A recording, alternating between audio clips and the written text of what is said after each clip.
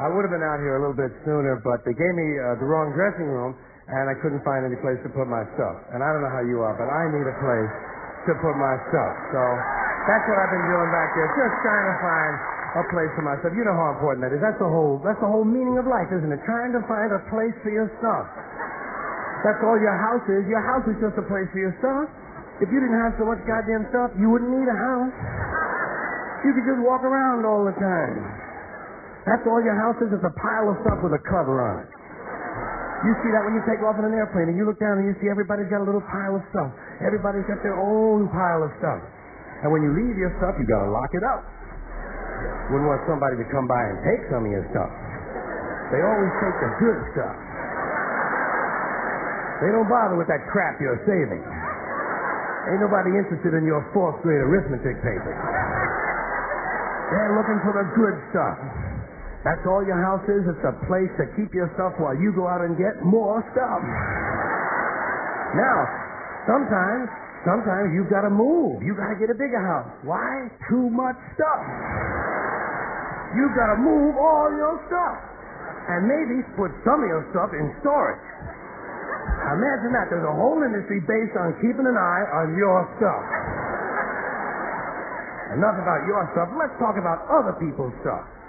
Did you ever notice when you go to somebody else's house, you never quite feel 100% at home? You know why? No room for your stuff. Somebody else's stuff is all over the place.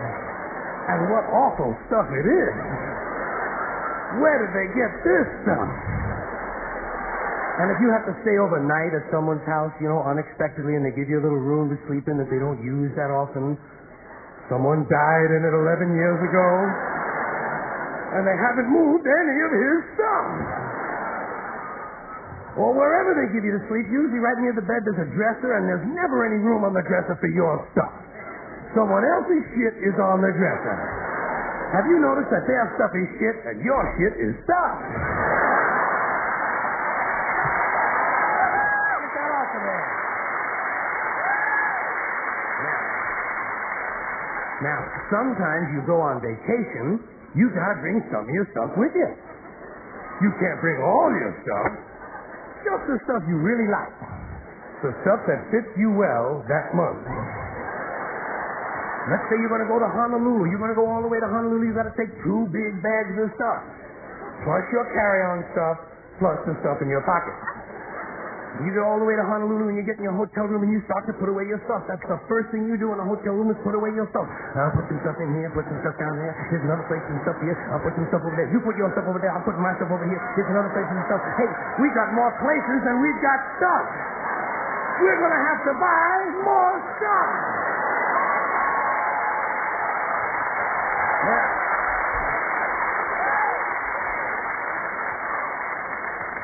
And you put all your stuff away, and you know that you're thousands of miles from home, and you don't quite feel at ease, but you know that you must be okay because you do have some of your stuff with you. And you relax in Honolulu on that basis. That's when your friend from Maui calls and says, hey, why don't you come over to Maui for the weekend? Spend a couple of nights over here. Oh, shit, no. Now what stuff do you bring? Right, you've got to bring an even smaller version of your stuff. Just enough stuff for a weekend on Maui.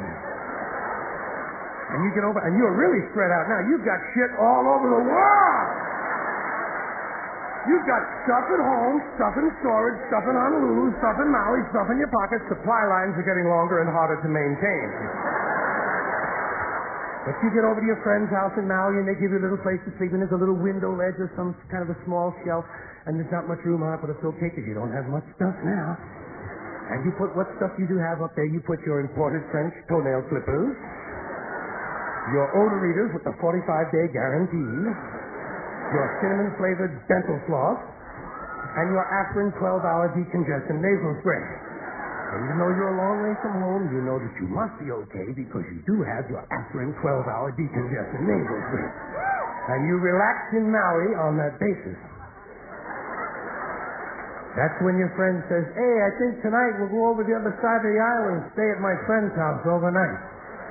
Oh, shit, no. No! What do you bring? Now you just bring the things you know you're going to need. Money, keys, comb, wallet, lighter, hanky, pen, cigarettes, contraceptives, Vaseline, whip chains, whistles, dildos, and a book.